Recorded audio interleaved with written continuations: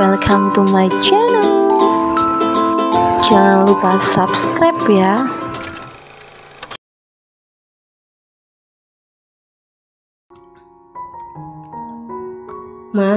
Mama gak ada niat buat menikah sama Om Pram, tanya Miko.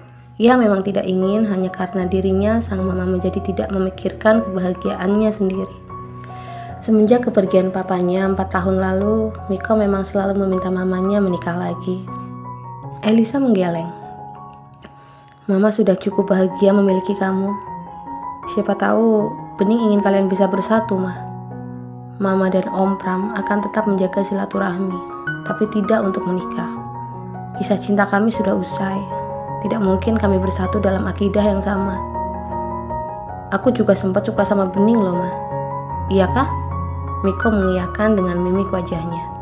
Pas pertama ketemu, udah tertarik aja sama dia. Sempat terlintas buat pindah keyakinan waktu itu. Padahal baru ketemu. Tapi ternyata dia adik Miko, meski beda ayah sama ibu. Carilah wanita yang benar-benar ingin kamu jadikan istri. Mama tidak akan melarang siapapun itu. Mama gak jadi ngejodohin Miko sama Angel. Elisa tersenyum. Mama udah bilang sama Tante Rachel untuk membatalkannya. Beneran, Ma? Iya. Kapan Mama bohong sama kamu? Yes, Miko begitu bahagia. Akhirnya dia bebas memilih siapapun untuk dijadikan istrinya. Perjalanan hidup seseorang, siapa yang tahu? Begitu juga dengan Miko dan Elisa. Mereka memutuskan untuk menjadi mu'alaf. Tidak ada yang memaksa. Sejak mereka hidup bersama Bening dan saatnya, mereka memang menjadi lebih tertarik pada Islam. Hal itulah yang membuat mereka menjadi mendalami dengan mengikuti kajian. Elisa pun baru saja sampai di rumah Bening saat Pram datang membawa berbagai macam buah untuk sang putri. "Hai Lis," sapa Pram. "Mas." Entah mengapa semenjak mengetahui Elisa telah menjadi mu'alaf, Pram seperti memiliki harapan baru. Rasa cinta yang telah lama terkubur dalam tiba-tiba tumbuh kembali. "Kamu tambah cantik," puji Pram. Sontak Elisa tertawa. "Gombalan kamu belum hilang ternyata, Mas." "Serius, di usia kamu yang matang tetap terlihat menarik." "Udah gak usah muji-muji gitu, nanti akunya kepedean." "Terus, ayo kita masuk. Kalau kita ngobrol di sini terus, kapan masuknya?" "Oh, iya sayang." Pram langsung menutup mulutnya. Ia merasa sudah keceplosan. "Kamu kan ibu dari putriku. Wajar dong, aku sayang sama kamu." Elisa hanya tersenyum. Lantas mereka masuk ke rumah Bening. Pram sedang mengantar Elisa pulang. Tiba-tiba saja saat di lampu merah, pria itu menggenggam tangan mantan kekasihnya itu. "Lis." "Iya, Mas. Tidak adakah keinginan untuk menikah lagi?" "Untuk apa, Mas? Buatku, memiliki Bening dan Miko itu sudah cukup. Lagi pula menikah untuk apa? Aku wanita tidak sempurna, Mas. Wanita yang sudah tidak memiliki rahim. Tidak semua pria menikahi wanita hanya untuk mendapat keturunan. Ada pria yang ingin menikah karena dia butuh teman hidup. Lagi pula di usiamu juga sudah tidak mungkin untuk hamil, kan?" "Hijau, Mas," ucap Elisa, mengingatkan bahwa lampu sudah berwarna hijau.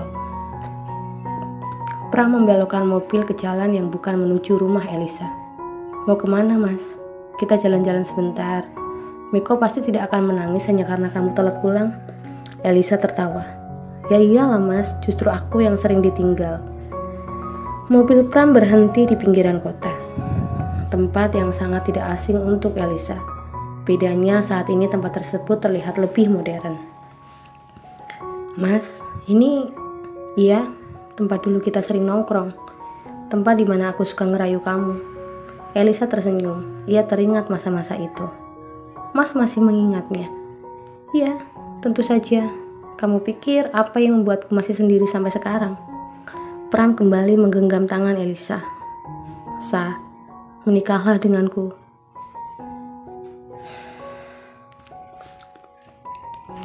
Elisa menatap Pram. Menikah? Benarkah pria di depannya ini sedang melamarnya? "Mas, iya, aku sedang melamar kamu. Sekarang apa yang menghalangi kita? Aku yakin Miko dan Bening pun pasti tidak akan keberatan." "Mas, kita tak lagi muda.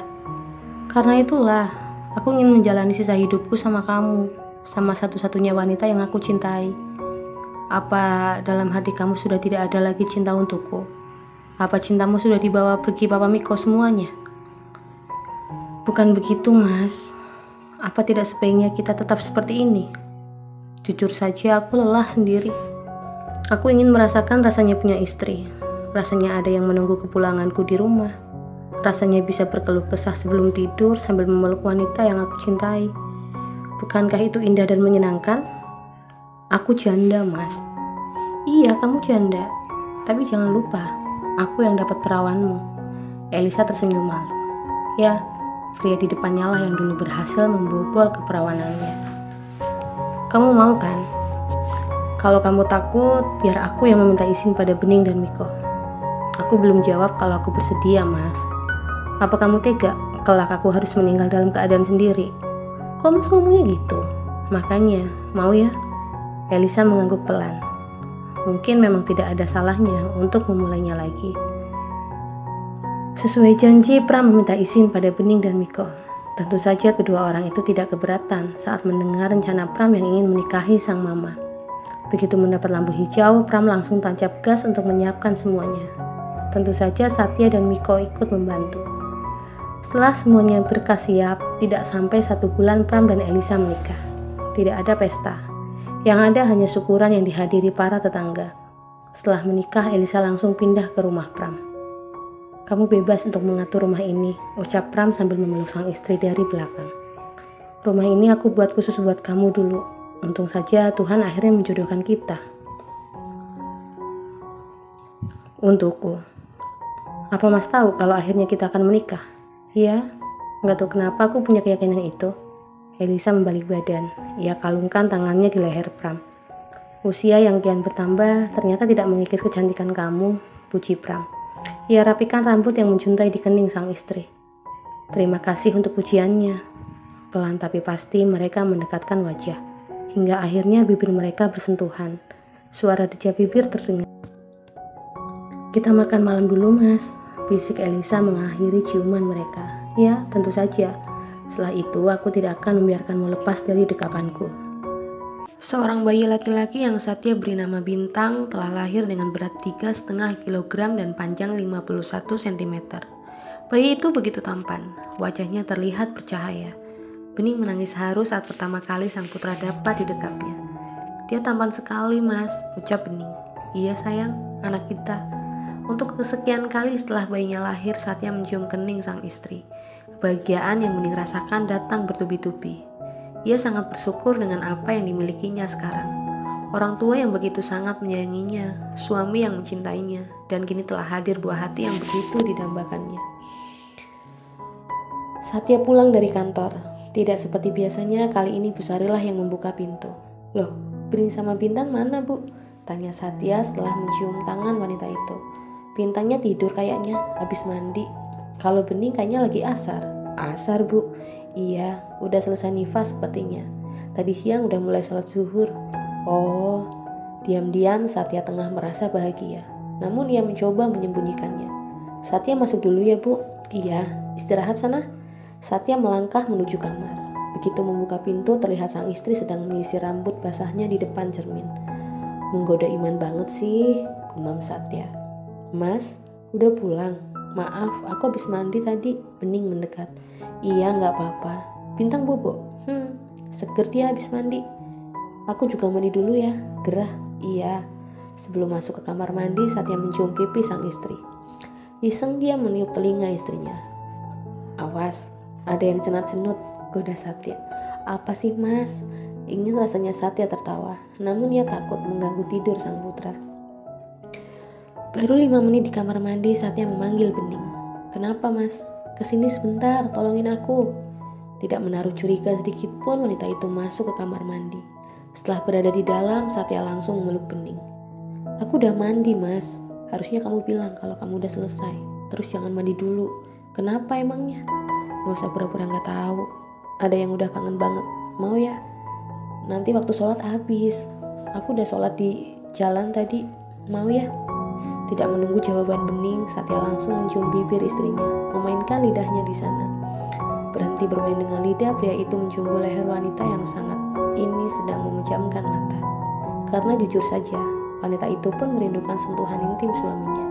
Selesai melahirkan, mereka benar-benar hanya berciuman dan berpelukan tanpa melibatkan nafsu. Sore ini dahaga mereka rasanya terhapuskan. Tangan Satya tak mau tinggal diam. Dengan lincah melepas satu demi satu kancing daster yang Bening kenakan. Begitu berhasil meloloskannya, Satya semakin merapatkan tubuhnya ke tubuh sang istri. Sejenak ia berhenti, menatap Bening yang juga mencoba membuka mata. Kedua mata itu terlihat sayu, menuntut lebih. Satya pun menangkap sinyal itu. Tidak ingin membuang waktu, Satya kembali mencium bibir Bening. Tidak hanya bibir, semua bagian tubuhnya tidak luput dari bibir pria itu. Bahkan tubuh bagian bawah. "Mas, nanti Bintang bangun," ucap Bening dengan susah payah, menggoda agar suaminya tidak terlalu lama melakukan pemanasan. Satya melepas kain penutup terakhir di tubuh Bening. Setelah itu digendongnya dan dibawa menuju bawah soban. Kaki Bening mengait di belakang tubuh Satya. Seperti saat melakukan pertama kali, pria yang kini tengah terbakar gairah itu benar-benar melakukan dengan pelan. Berusaha agar tidak menyakiti wanita yang kini juga sedang mengimbangi permainannya.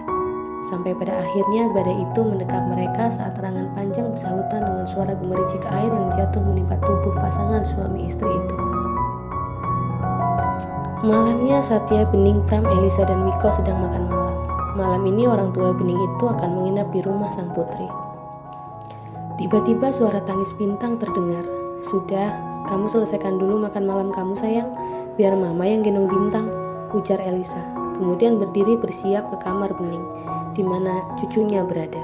"Iya mah," Bening pun menyelesaikan makan malamnya. Setelah selesai, istri dari Satya itu langsung ke kamar. Terlihat Bintang sedang berada di pangkuan sang nenek. Bayi yang belum genap berusia 2 bulan itu merengek saat mendengar suara ibunya. Bayi zaman sekarang, belum juga genap 2 bulan, udah paham aja dengan keberadaan ibunya. "Iya mah, peka banget. Udah ayo disusuin nih, haus dia pasti." "Iya mah." Bening sedang dalam keadaan bimbang, memberi Bintang ASI di depan sang mama sementara dadanya penuh dengan tato gigi Satya. Malu, iya. Tadi saat mereka terbakar gairah, Bening lupa mengingatkan jangan sampai Satya memberinya kismat. Lalu sekarang haruskah ia pamer di depan sang mama? "Ayo Ning, tuh Bintang udah ngeluarin lidah begitu. Masa sama mama malu?" "Iya mah, apa boleh buat." Elisa ternyata tidak cukup peka. Mau tidak mau Bening akhirnya membuka kancing bajunya. Terlihatlah dada yang penuh dengan tanda kemerahan itu. Mata Elisa melebar, tapi kemudian ia sangat maklum. Wajar saja. Putri dan menantunya telah berpuasa sebulan lebih. Hari ini mereka pasti baru saja menuntaskan kerinduan mereka. Jangankan yang berjiwa muda, Pram saja yang sudah berumur masih memiliki libido yang tinggi. "Gak usah malu Ning, wajar Satya melakukan itu. Papa kamu aja yang udah tua masih doyan banget." Elisa mencoba menghilangkan malu yang Bening rasakan. Ucapannya ia akhiri dengan tawa. "Iya mah."